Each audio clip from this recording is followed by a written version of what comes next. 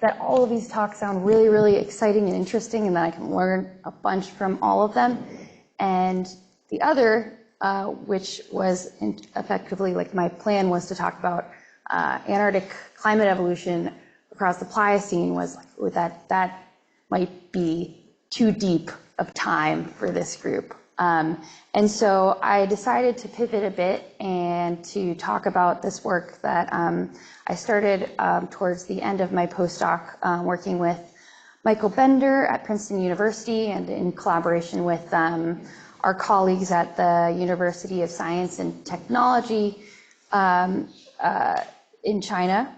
And to answer this question about when was central Greenland most recently ice-free.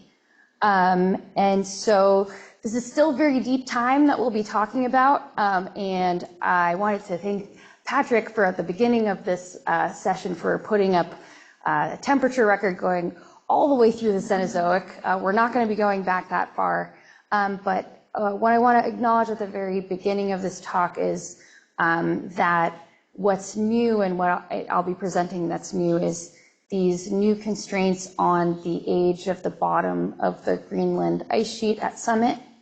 But I'll be discussing a lot of existing data sets and work that is not mine. And so what we bring is kind of a small piece to this bigger story that has been kind of being told over the last decade or so. Okay, so we all know, right, that sea level has been rising, and in the 20th century, kind of the large chunk was related to the thermal expansion of seawater, but that more recently, the contribution of melting land ice is playing a more and more important role. And so one of the things that we kind of want to naturally ask from past warm periods is what we can learn about kind of sources of sea level rise going into the future, and kind of these different vulnerabilities of these different sources. And so I wanted to put up this figure here. It's now from a relatively old review paper, but I like the figure anyway, just to give you a sense of kind of these targeted intervals where we know that the climate was warmer, from different marine records, and we know that sea level is higher, mostly from kind of coral-based relative sea level records or paleo shorelines.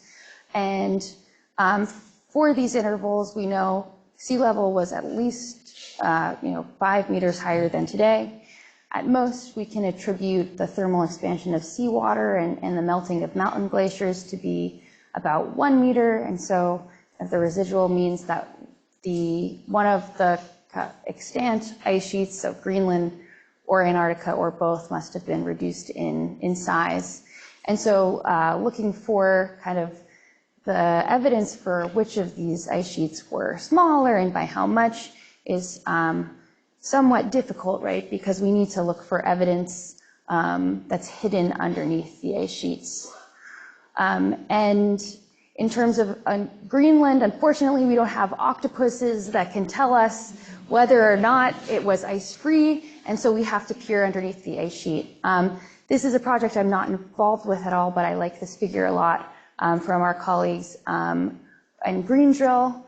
This is a project that was recently funded to go to the Greenland ice sheet margins, drill into the bedrock below, collect bedrock samples, and basically find evidence for when the ice sheet had retreated to those sites, and understand kind of the contextual setting and the timing of those events. And so this project is ongoing. Results will be out hopefully soon, so we're really looking forward to seeing what our colleagues have to say. But we do have kind of existing cores and pieces of evidence about when the Greenland ice sheet was further retreated from deep ice core samples. This is a figure from Drew Christ, just showing all of the sites of these different deep ice cores and kind of the deep material that was collected and used in terms of evidence of understanding these ice-free conditions. So today we're going to talk about evidence from the GIST-2 core, which is drilled at Greenland summit, to understand kind of the geometry of central Greenland and its history. And so one of the things that's quite interesting about summit is basically if we consider different stable configurations of the Greenland ice sheet when it was reduced, we know that basically if you've lost the ice sheet at Greenland summit, you have lost more than 90% of ice volume. So this gives you a sense of if there is no ice at Greenland summit, you have almost no Greenland ice sheet. And so just to give you a sense of the kind of the GIST-2 ice core and some of its history, drilling was completed back in 1993. They drilled more than 3 kilometers of ice and then took a bedrock core, drilled about 1.5 meters of bedrock material and shipped it back for analysis.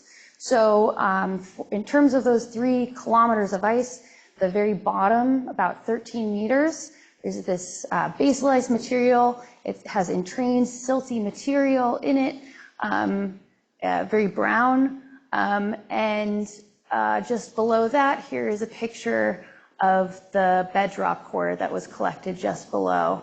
And so the kind of looking at both the bedrock material below and the basal ice above gives you some sense of kind of the conditions when the summit was ice-free and then when the ice sheet then removed over Greenland summit. So we'll talk about some of the constraints that Jörg Schaefer and his colleagues presented on kind of the exposure history of Greenland first.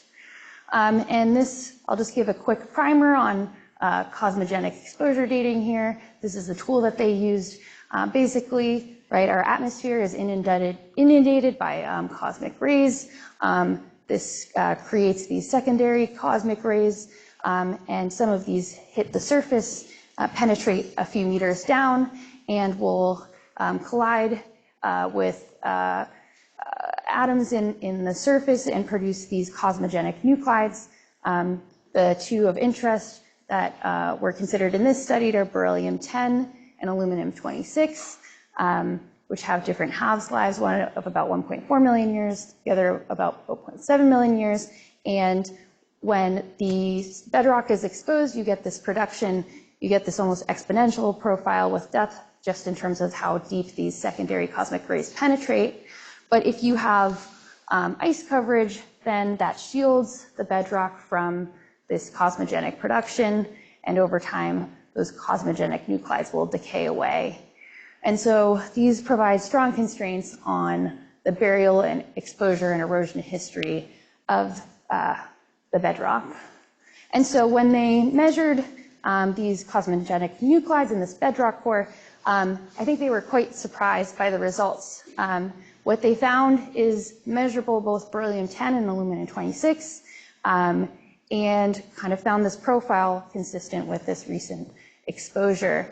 And so they can use these profiles basically to create a number of scenarios of burial and exposure histories of the bedrock. Just for some orientation, this is the benthic 018 record that gives you some sense of both global temperature and ice volume. And the 3 scenarios there in blue is when they consider the summit to be ice covered, red, ice free, and they proposed kind of 3 potential scenarios that were consistent with these cosmogenic profiles.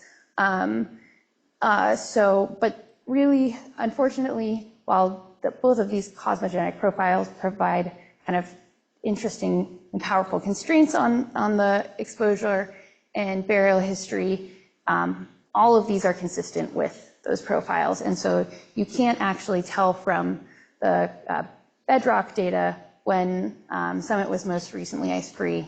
But what they found, which was quite surprising, I think, to the paleoclimate community, was that ice must have been lost at summit sometime in the last roughly million years.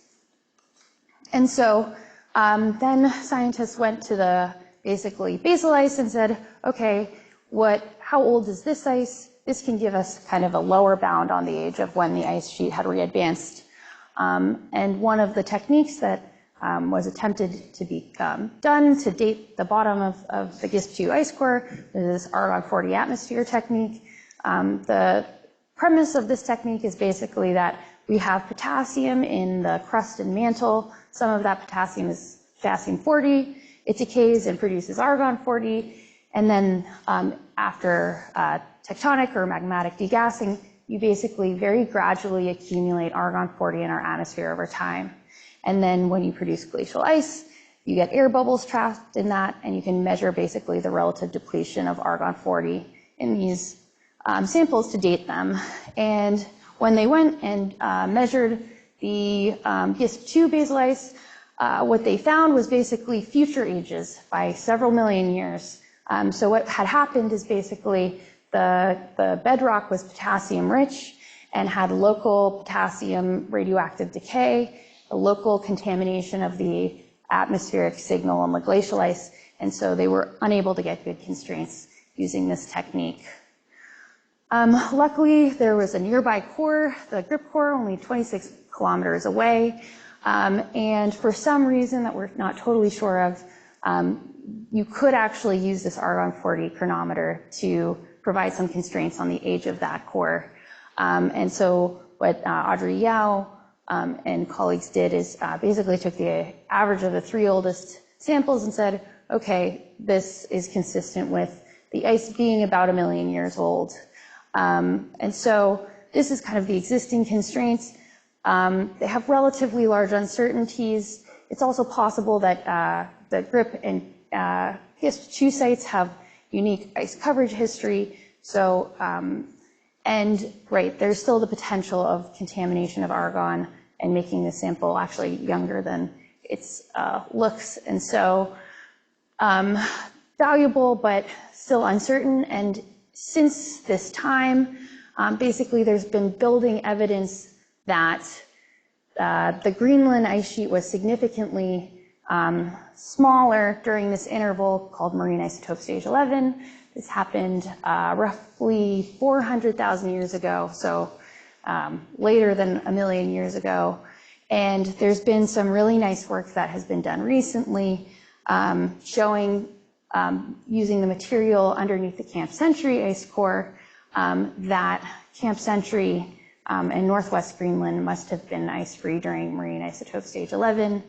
Other work showing that southern Greenland also was likely ice-free at this time. And so there has been this recent question, okay, is it possible that we have lost all of Greenland during this long, warm interglacial?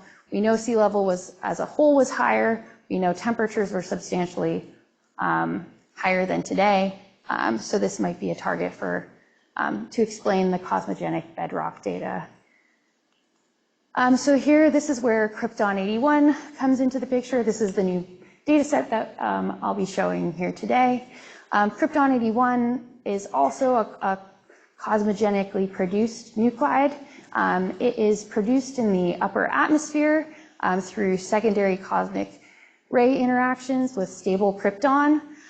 And it is basically then well mixed within the atmosphere. And again, when an ice core forms, it occludes atmospheric gases, so it includes Krypton 81. Once that Krypton 81 is in the ice, it basically just decays away with time. So it's a really idealized chronometer for the age of the ice. It has a half-life about 230,000 years, so really ideal for looking at this question. One of the challenges, though, is that it's ultra trace. So in terms of the atmosphere, it's about 1 part per million in krypton, and in the modern atmosphere, 1 in a trillion of these atoms is Krypton 81. So if you have a kilogram of modern ice, you only have about 2,500 of Krypton 81 atoms, and then they decay away with time. And so more than 50 years ago, it was proposed that maybe we could use Krypton 81 to date ice cores. But there were different techniques that were attempted, and none of them were even remotely close to being compatible with the application to geological samples like ice core samples. And here is where our hero shows up. This is Professor Zhengtian Liu, who's now at USTC, but he developed this technique at Argonne National Labs. And the technique that he developed is this atom trap trace analysis technique. So the kind of basics of this technique is that for most ways of measuring gases, what we do is we ionize these gases and manipulate them with an electromagnetic field. What is done with atom trap trace analysis is that basically individual atoms are excited to a metastable state and then a higher energy level state where they're trapped with lasers and then forced to fluoresce. And the atom trap trace analysis technique measures these individual fluorescent events. And they can tune the laser to basically specifically target krypton 81 versus krypton 85 versus krypton 83. So it's a really almost sci-fi technology. And since it was developed by Professor Liu, they have continued to improve this technology. So the first validation of the technique was done with samples from Taylor Glacier. This is a blue ice area where you can basically get infinite amounts of ice, all of the same age, that's very old, right at the surface. And when they validated it, they needed at least 40 kilograms of ice for a single measurement. So this is a picture of Vos Petrenko here. This giant ice core here is about 40 kilograms. So it's great that the technique worked, but it's not really applicable to a traditional deep ice core at this time. But over the past decade, they've continued to refine the technique, and in kind of more recently, what they've done is basically significantly refined it so that they can actually measure kind of sample sizes that are applicable to deep ice cores with normal diameters. So the previous technique, basically you have to go, because lasers can't excite atoms all the way to this high energy state where they'll fluoresce, you have to excite them to this metastable state. And the way that they did this before is this electron impact excitation. It's kind of this brute force technique where often the atoms accelerate off and they get implanted in the system. And so when they go from measuring one sample to the next, often there's cross-sample contamination because it's really difficult to get these atoms basically unimplanted.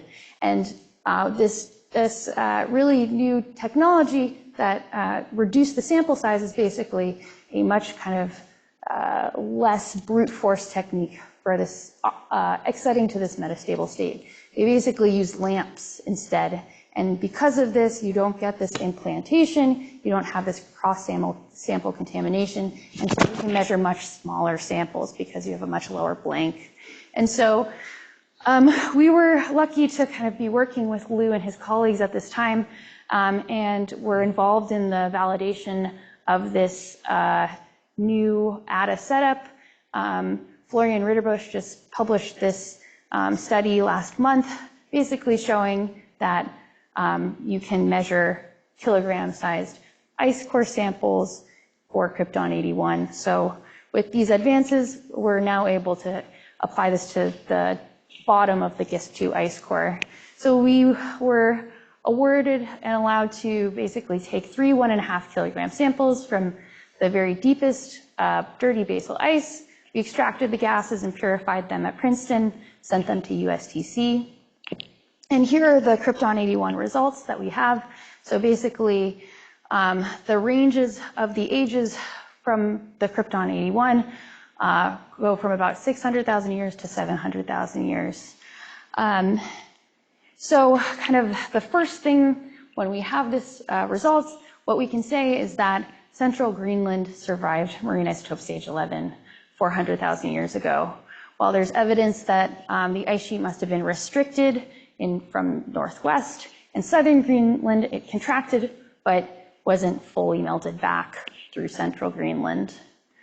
The next kind of question we asked in terms of further digging into these events or these Krypton 81 ages is what they really mean, right? We have this monotonic increase in the age with depth, which looks almost somewhat sensible with the idea of maybe this ice is actually continuous. But what we know is basically that the clean ice just above this dirty ice has been folded. And if you look closer at this dirty basal ice, and kind of the intersection between the clean ice and the dirty ice, you can see that there's actually some clean ice kind of that has been entrained in the dirty ice. And in terms of kind of the way that you can have older ice mixing with younger ice, they don't mix linearly. They tend to really strongly bias the age towards much younger. And so we know basically that the age must have been older than our Krypton 81 age if it has mixed. We made this really, really simple zero-order dynamic mixing model to kind of give a sense of how this might work. This is more illustrative than to give a kind of realistic situation, but we basically created this model to slowly mix this clean ice into this dirtier ice and see what the profile might look like. And what happens is you basically can get a steady state profile of much younger ages with time with just very simple mixing. So the main takeaway of this is just to say that this deepest ice sample has some contamination with younger ice. Even if it doesn't, at the very least, 714,000 years is the lower age in terms of when the ice sheet regrew on Greenland's summit. And so what we can do is basically combine these new Krypton 81 constraints with the existing bedrock constraints and say that basically ice sheet readvance must have happened sometime between 0.7 million years ago and 1.1 million years ago. And so kind of one of the questions then is just how long was the Greenland summit ice-free? Looking back on Jorg's study, they kind of proposed 3 separate scenarios for burial or exposure and then burial. Only one of them is compatible with the Krypton 81 data, and it's basically requires that the ice during the most recent timing that was ice-free, it had to be basically ice-free for hundreds of thousands of years. This isn't necessarily required, but there's independent evidence that suggests that when the central Greenland was most recently ice-free, it was ice-free for extended periods of time. And this comes from beryllium-10, not from the bedrock, but meteoric beryllium-10. So you have meteoric beryllium-10 production in the atmosphere, and then that beryllium-10 gradually settles downward onto the land below. If you have an ice sheet present, you basically get that beryllium-10 entrained into the ice, and it moves and convects with the ice. If you don't have an ice sheet below, it just gradually accumulates in the soil over time.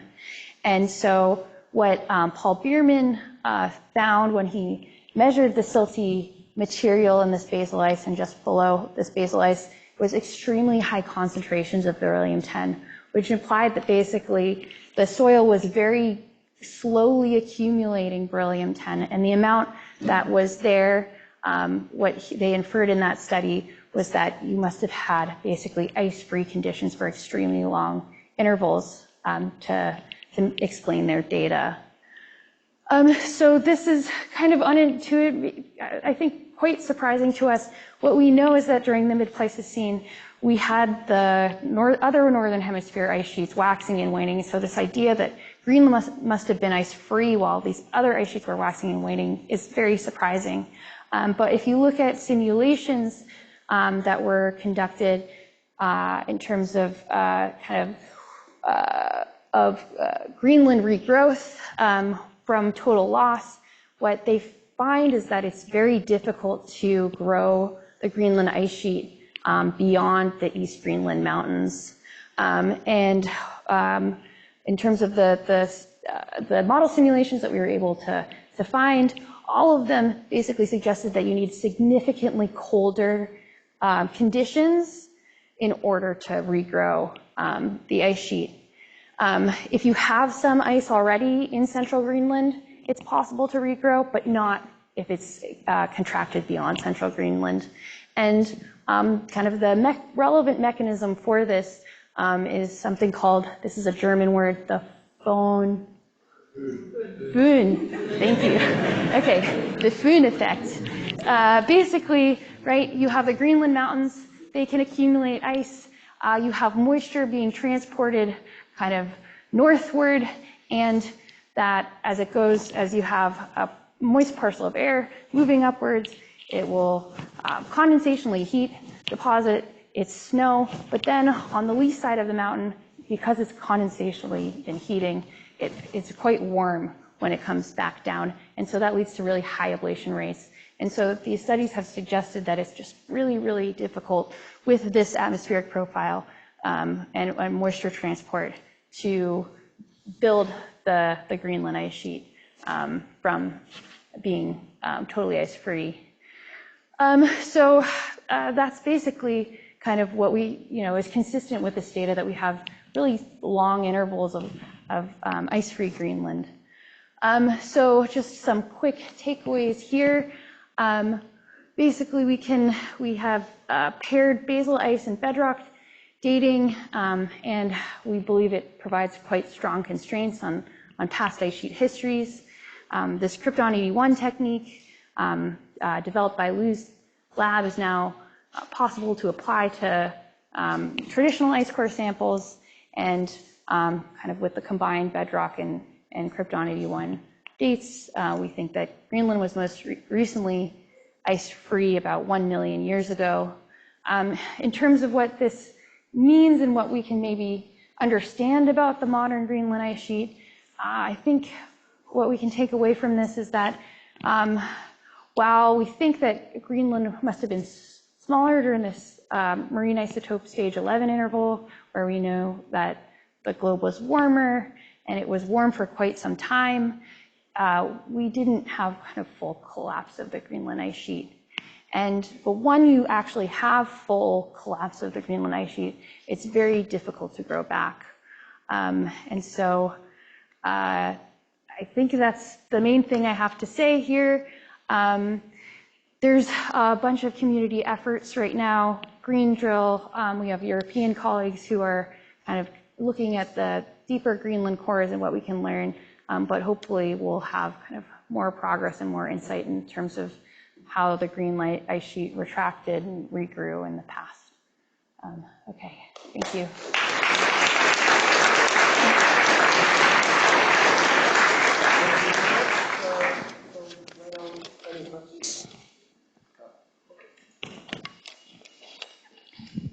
Thanks for the talk. I have a question about using the ice or the Argon ages as a lower bound. If you imagine the central basin being reglaciated from the marginal ice caps, the ice that has to cover it first is going to be it's not going to give you the same time as that initial covering. And then also, just, I guess I haven't really thought this through, but the first ice that sort of covers that area is not necessarily the ice that is going to be preserved for this long time, and there'll be some amount of time where that's actually a very erosionally active, highly deformational area. And do you think that the deformation that you can see in the basal ice is sort of a relic from that kind of like advancement, or is actually giving you some information about the type of processes happening at the basal ice now?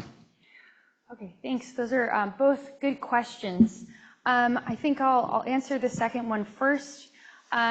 So just based on the preservation of this silty material within the ice, as well as, I didn't show this, but what they found was, here's the water isotope composition of that deep silty ice. Basically, suggests very little erosion when the ice sheet readvanced. Mostly you preserve this really substantial increase in the water isotopic composition that's really only consistent with a landscape or ice that was formed at much lower elevation. So it couldn't have been deposited at the top of the ice sheet. It's much too warm. And so what that suggests is that you're preserving some of this kind of pre-glacial landscape.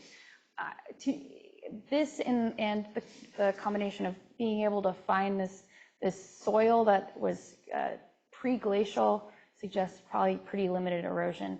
They also in other sites found kind of like twigs and things from this pre-glacial landscape, suggesting basically a lot of it was preserved. Your second point about the ice that's overriding and it potentially being older, this is one that's been brought up before. I know Paul Bierman, who is working on the Camp Century core, I think he believes that that marine isotope stage 11 is probably the time when Summit was ice-free. I think the mechanism to be able to explain that, and I think, am I answering your question? I think, yes, okay. Is if you have ice, for instance, lost all the way through central Greenland, but you still maintain an ice cap on top of the East Greenland mountains, maybe you then can have that ice readvancing and dragging older ice from that site onto Greenland summit. I think it's possible, but it's very implausible, like very difficult to for that to work. The reason why I think so is that if you look at the age profile of the modern Greenland ice sheet, like 99% of it is all the last 100,000 years, just based on accumulation and thinning. And so if you had, I would expect that the age distribution of the East Greenland ice sheet, or ice, would be similar, where you only have a very, very thin layer of much older ice that is being preserved at the bed, or in the very deepest layers. Then the idea you have to then drag that really, really old thin layer of ice, hundreds of kilometers to redeposit on top of central Greenland. I think that would just be really hard to do. Possible, but I think very difficult. Oh, and then sorry, another thing is so the Camp Century core, I think, is what has really convinced people that maybe you lost all of the Greenland ice sheet during marine isotope stage 11. And right, if you lose ice in central Greenland, right, you must have lost ice at Camp Century as well. So they basically have these two diamicton layers that they dated in order to talk about the timing when Camp Century was most recently ice-free.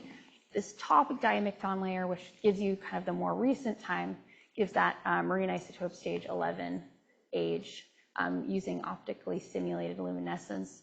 The bottom layer, which should suggest kind of an earlier interval where Camp Century was also ice-free. The water isotope composition, as well as the cation, suggests that it was kind of a warmer time. And if the OSL dating of that second layer is right around 1 million years old. So that's consistent with, Camp Century being ice-free twice in the last roughly million years, but that second age is consistent with the Krypton 81 and cosmogenic age of the Gistu site. Hi, Sarah. Hi. Amazing. It's so fascinating. It really is like science fiction. I wanted to ask, do I understand this correctly, that it means that your oldest ice might be on the East Greenland mountains? I think, sorry, go ahead. Yeah. Like based on these models and your arguments? And then has there ever been plans or efforts to try and drill into that, sample that? Yeah, region? I think from these simulations where you lose Greenland, it all contracts to southeast Greenland, right over the Greenland mountains. And then definitely the regrowth simulations, right? You get basically, because it's within the moisture pathway and it's higher elevation, it's just easier to build up an ice sheet from that spot. I don't know. Eric probably has the more of a historical idea of whether or not people have tried to. I mean, it seems like an obvious thing to do is to drill up in the East Greenland mountains, but I don't think it's been proposed. Not other than that Greenland site, Yeah. which doesn't have particularly old ice. Right. Greenland was, yeah, that's true. Greenland is in the East Greenland mountains. It only goes back to about the last interglacial. Yeah. I just had a question. I always get very confused about this when I talk to Jörg. Can you rule out the summit being ice-free continuously until 1 million years ago? Or are there constraints that tell us, no, there must have been ice sometime in the first half of the Pleistocene? Yeah, you mean like, okay, that if it was ice-free 1.1 million years ago, could it be all the way through? Yeah. I think it's inconsistent for it to be ice-free for that much longer. I think the profiles of beryllium and aluminum would look slightly different. Right. So the burial age constraint does. My understanding is it doesn't allow burial for that long. I mean, sorry, it doesn't allow it to be ice-free for that long because the beryllium-10 concentrations would be higher than they are. Right. So I think that's right. So I think 280,000 years is the longest it could be buried. Right. So there had to be an ice sheet basically before then. Yeah. And right, other paleoclimate evidence suggests that the Greenland ice sheet was probably comparable in size to today about 3 million years ago. Right. Okay. So it was covered. Free covered.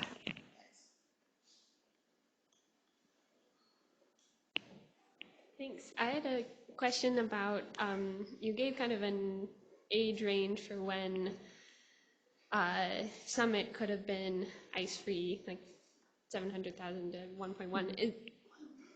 And then you explained why it's really hard to regrow the ice sheet. Like what happened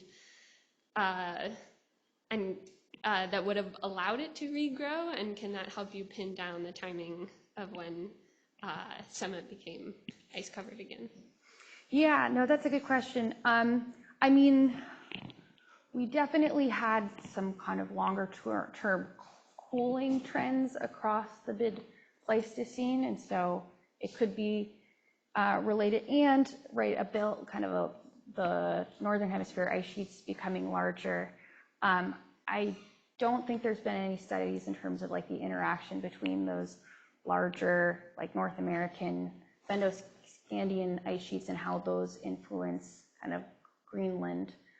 But that would be kind of something to look at. Why it melted in the first place is not very obvious. The mid-Pleistocene was not a particularly warm period, and so this is the question that bothers me probably the most.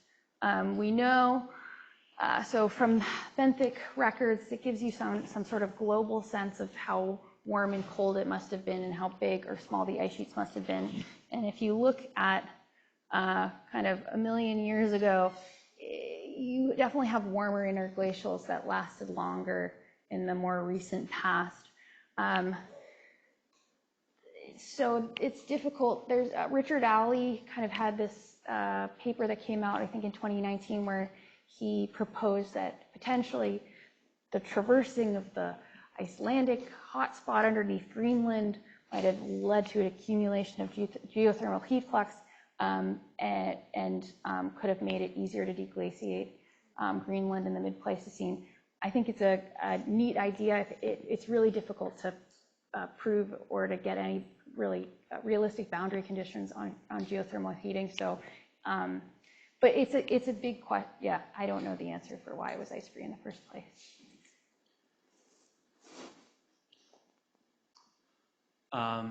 Very nice talk. So when you were talking about the inception of the ice sheet and how hard it is to get the Greenland ice sheet to regrow, I think it makes me think of, there's been a similar long-standing debate over how you incept the Laurentide ice sheet. And in fact, ice sheet models for a long time couldn't get the Laurentide ice sheet to get started at all. And I think the consensus has emerged that there's sort of two things that are really important to kind of getting those early stages right. One is actually the resolution of your model and of the bed topography has to be sufficiently high in mountainous areas in order to capture the interaction between orographic effects and ice flow that you'll get in like the mountain glaciers that start forming and these sorts of things. And maybe I was just eyeballing it, on your plots, but from like that one study, it didn't appear that they were necessarily like doing a great job of representing like what the East Greenland mountains look like. And then also like once you get some ice going there, where at some point it's sort of like an ice cap, maybe with some mountain glaciers coming out of it, the details of the ice dynamics that are in your model, which typically for these really long running simulations are pretty simplified, often might not be sufficient to capture basically ice flow to lower elevations, which is then going to give you the sort of elevation effects that you need in order to get positive surface mass balance. So this is a long way of sort of asking the question of, should we be taking coarse models as evidence that we should expect long periods of ice-free conditions? Yeah, so I think that's all 100% fair, right? I didn't do any of these. I was not involved with the ice sheet models. It would be great if it was possible to do these kind of simulations at higher resolution to see if any of these effects that are kind of I think none of these are fully coupled simulations either, and so. I don't know exactly how, either they're fully coupled, no, they're not fully coupled, or they're intermittently coupled, like at different stages. I think it's definitely hand wavy. Like, I don't think that, that it's a way to explain the continuous ice-free conditions, but and there hasn't been much work in terms of total, full regrowth, I think, since kind of 10 years ago. So I would love to see if there were, higher computationally more expensive models that would show the same result. It's probably worth revisiting because ice sheet models have changed a lot in the last 15 years, and people are doing things with paleo timescale simulations that they didn't think was possible, 10 or 15 years ago. So that question could probably be, a better answer could be arrived at. No, I would definitely appreciate a better answer. Agreed. Thanks. Thank you. Or AI maybe can help accelerate this simulation using high resolution. Okay, so let's thank Sarah again and all the 4 speakers this morning. And I think it's time for the lunch. And make sure you come back 2 o'clock because this afternoon we have a session about observation advance for the technology advance for observation. Yeah.